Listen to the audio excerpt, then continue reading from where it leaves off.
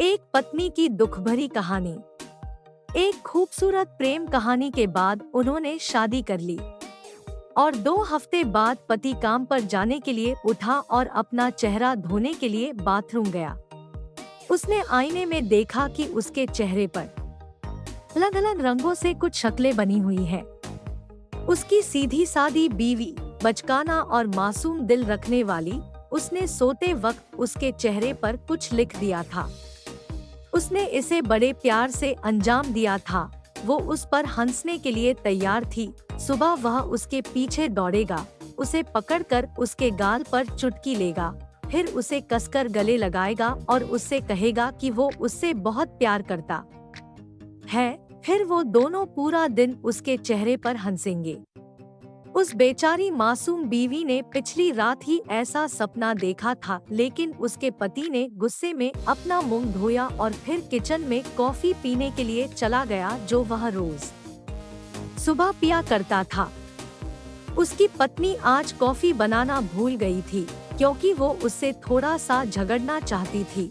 अपने पति से कुछ रोमांस की उम्मीदें, जो उसने हमेशा फिल्मों में देखा था और किताबों में पढ़ा था, पर जब उसे कॉफी नहीं मिली तो वो गुस्सा होकर उसके पास आए। वह उस पर चिल्लाया और उसे तब तक थप्पड़ मारता रहा जब तक कि उसने उसे जमीन पर नहीं गिरा दिया और कहा, मैंने तुम्हारे साथ खेलने के लिए शादी नहीं की है। मैं एक आदमी हूँ, छोटा बच्चा नहीं हूँ। मैंने एक परिवार बनाने के लिए तुमसे शादी की है, ताकि सभी की नजरों में एक आदमी बन सकूं। पागल हो क्या तुम? प्यार और रोमांस की कहानियों की तरह जीना चाहती हो?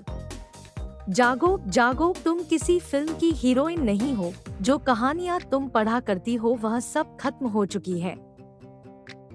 कहानियों से घर नहीं बनेगा और ना ही खाना बनेगा। ये कहानियाँ तुम्हारे बच्चों को नहीं पालेंगी। वह बेचारी मासूम बीवी खड़ी रो रही थी और अपने दुपट्टे से अपने आंसू पोंछ रही थी। पति ने उस पर चिल्लाते हुए कहा, आज मैं अपने दोस्तों को लंच पर बुलाऊंगा।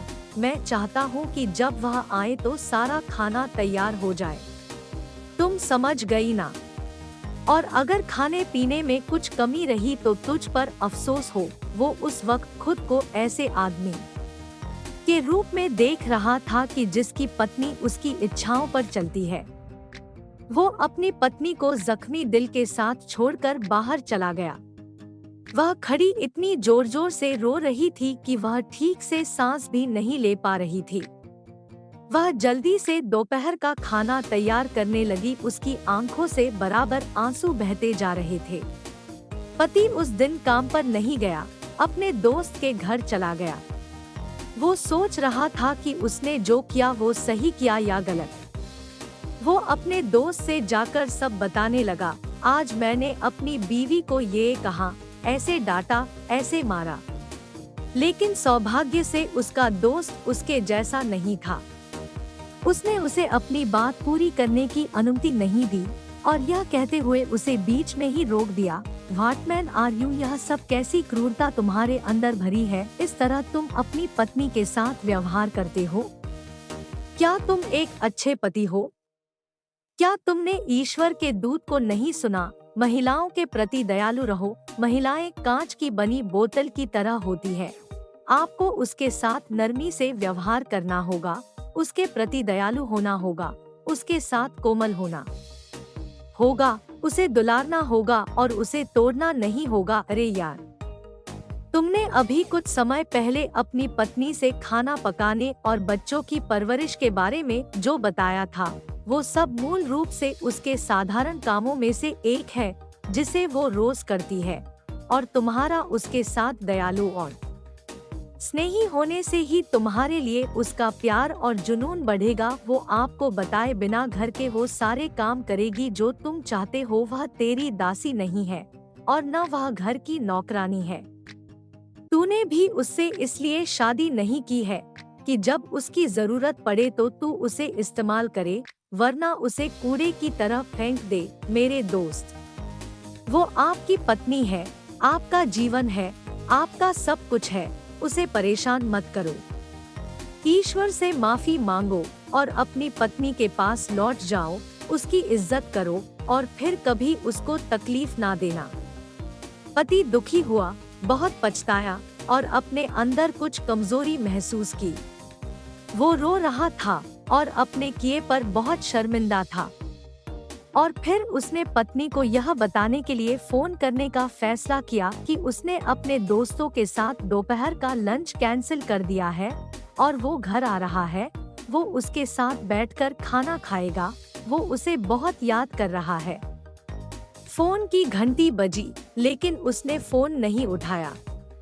उसने वापस कॉल किया, लेकिन किसी ने जवाब नहीं दिया। उसने कहा, कोई बात नहीं, शायद वह कामों में व्यस्त है, इसीलिए वह फोन नहीं उठा सकी। वह घर लौटा, घंटी बजाई, लेकिन अंदर से कोई जवाब नहीं आया। उसने अपनी जेब में चाबी ढूंढी, लेकिन सुबह वह गुस्से में चाबी ले जाना भूल गया था। उसने खुद से सवाल किया, वो क्या कर रही होगी।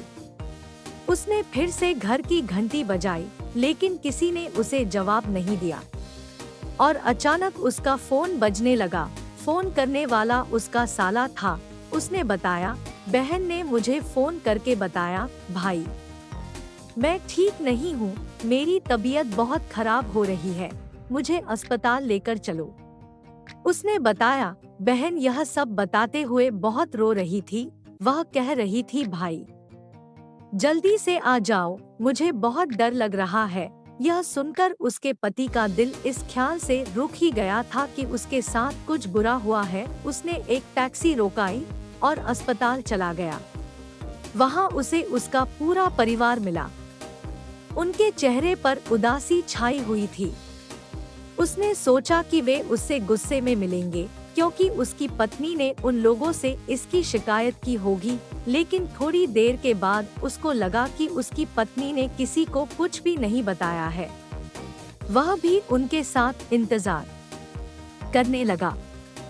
कई घंटों के बाद डॉक्टर उनके पास आए, सिर झुकाया और उनसे कहा, आई एम सॉरी, हमने बहुत कोशिश की लेकिन हम उसे बचा नहीं पाए।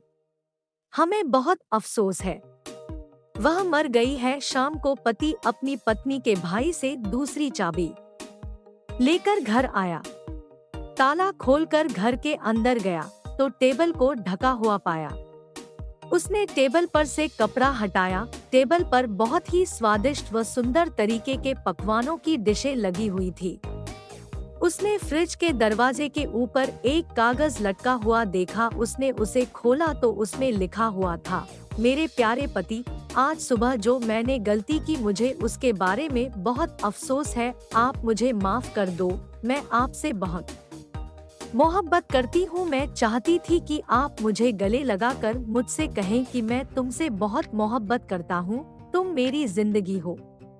लेकिन मैं अपने चुलबुलेपन की वजह से नहीं समझ पाई कि आप मेरी इस हरकत पर बहुत गुस्सा हो जाएंगे। मैं आपसे वादा करती हूँ कि अब मैं कभी आपको परेशान नहीं करूँगी।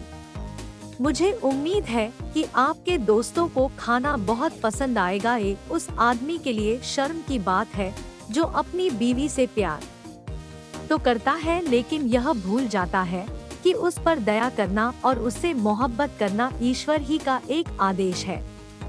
अपनी बीवी को याद रखो, घर जाओ तो मुस्कुराओ, तुम्हारी बीवी भी मुस्कुराएंगे। और मुझे पता है कि एक खुशहाल घर बनाने के लिए धैर्य, ईमानदारी और प्रेम की आवश्यकता होती है। प्यारे दोस्तों, अगर आप लोगों को हमारी ये वीडियो पसंद आई हो और अगर आपको इस वीडियो से कुछ इल्म हासिल हुआ हो तो नीचे दिए गए सब्सक्राइब बटन को दबा के बराए मेहरबानी इस वीडियो को शेयर जरूर कर दे। शुक्रिया।